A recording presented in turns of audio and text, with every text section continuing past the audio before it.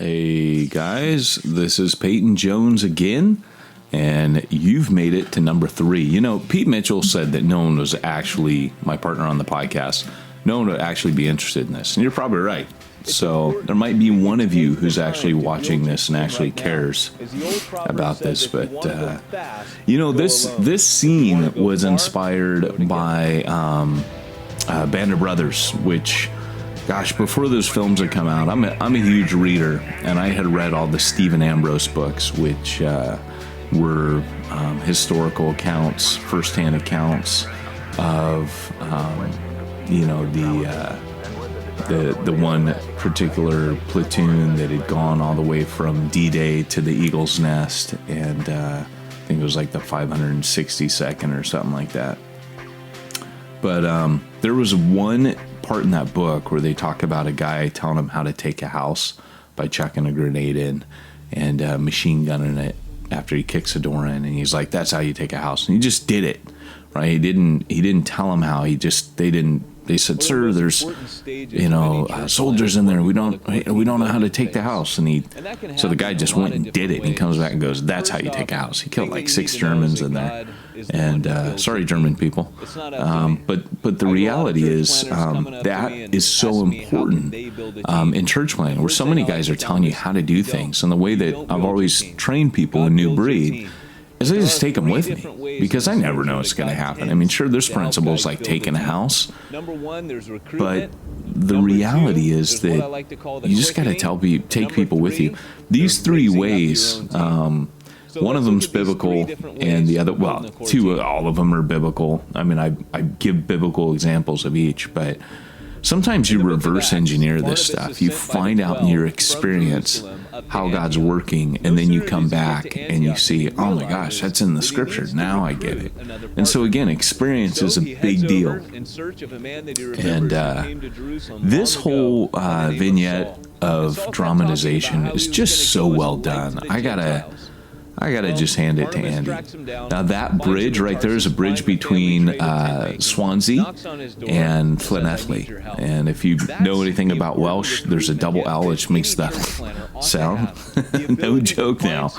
Some people say Llanelli, but it's like making a CL and blowing air out through your mouth while you do it. So if you're all sitting in a room watching this, you're going... you're trying to make that noise right now. Human nature dictates. Tide's coming in. This is the fastest, most fluctuating tide in the world. It comes in, I don't know the statistics, but it comes in so fast, it becomes a torrent. It will sweep you away out to sea, and it recedes. It does this a couple times a day, like most tides. And it is coming in so rapidly that when we started, the land was totally dry. And by the end, man, my feet are in water. And we just finished shooting. Over the years, we found that everybody who came to our church plant and joined our core team... That's called the Lochar Estuary, and that is actually, Lochar is where the 1904-05 revival broke out, in a chapel right down the road from where we're filming. And there's a sewage pipe coming out of Lochar. And that is the homegrown variety. That's actually on the Llanelli side. So that's poop from Llanelli. And by the way, there's a rivalry between Swansea and Llanelli. A lot of it finds its outlet in football and soccer, but these communities typically, they historically in Wales, they competed against each other. There was a rivalry that was more economic due to what they could produce in coal and steel and all that. Wales was not that you want a Welsh history lesson, but Wales was the backbone of the British Empire economically. Coal was king back then during the Victorian ages. And the richest man in his day, Bill Gates, the Bill Gates of the Victorian era, was a guy named Lord Bute.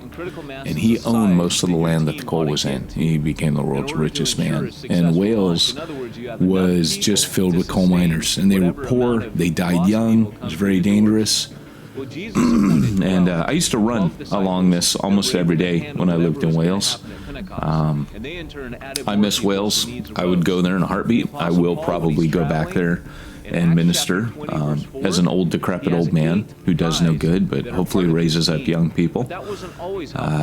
I kind of think about that as in my day. A lot of the reason I'm training now is probably kind of like Paul, that when I was younger, I did stuff.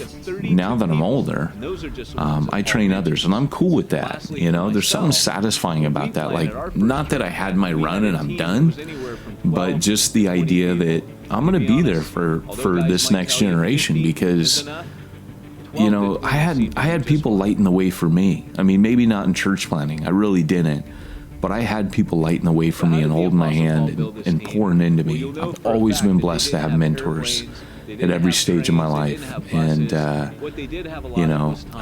in a way, I know not everybody's as lucky.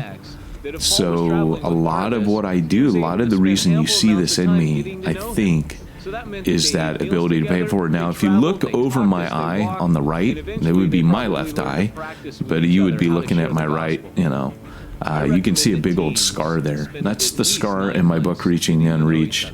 It kind of mirrors my eyebrow, but you can, if you look, you could see it. That's where my head split open from a rugby player there, pounding my head into the ground. Wales is a rough place, particularly when people have had alcohol, but this guy had steroids. He beat me up in plain day on a Sunday morning on my way into church.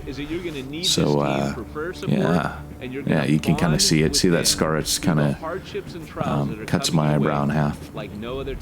I probably plucked my eyebrows for this. I'm not known for trimming my ear hairs and grooming. My wife's like a monkey. She'll groom me sometimes. Hey, you got to go do this. But I'm just tripping out how young I look here. I'm standing on rocks right now, and I think I'm keeping my feet out of the water. I'm on the edge there, but it is rapidly approaching. So it's an old train bridge. Really cool, little iconic scene there. Is what I call the core team commitment cutoff. That's the one where they sign their name in blood. They sign up and enlist and sign their life away and say, I'm here through thick and thin. And I would recommend that date comes about 6 months in, because like we said, you need to get to know each other. They need to know about the 6-month mark, what's going to fly and what's not going to fly. Training the core team is the most important thing that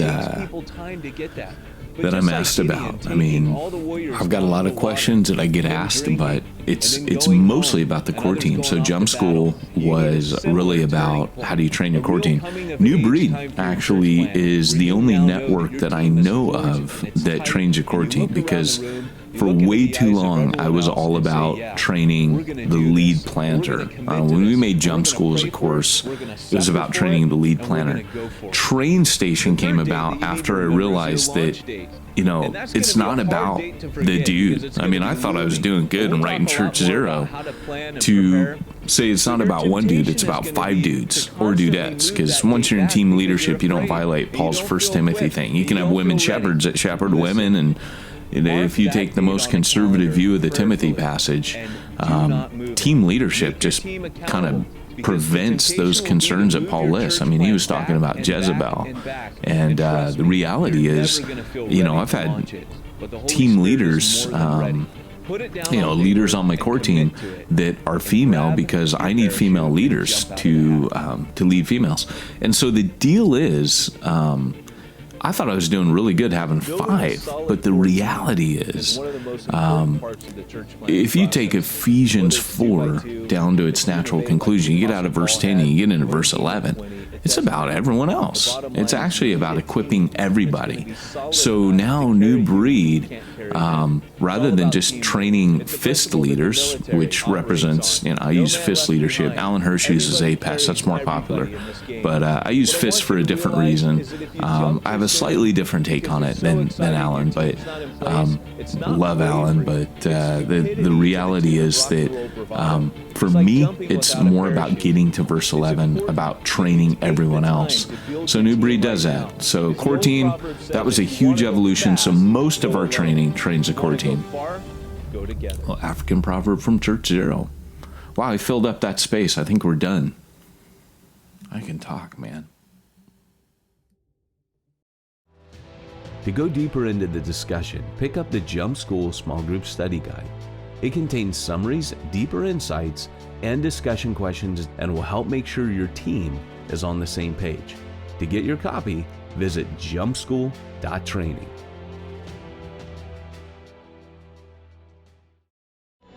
Jump School was made possible by the Ministry of New Breed Church Planting. If you'd like to support the production of more training materials like this one, visit newbreednetwork.com and sign up to give monthly.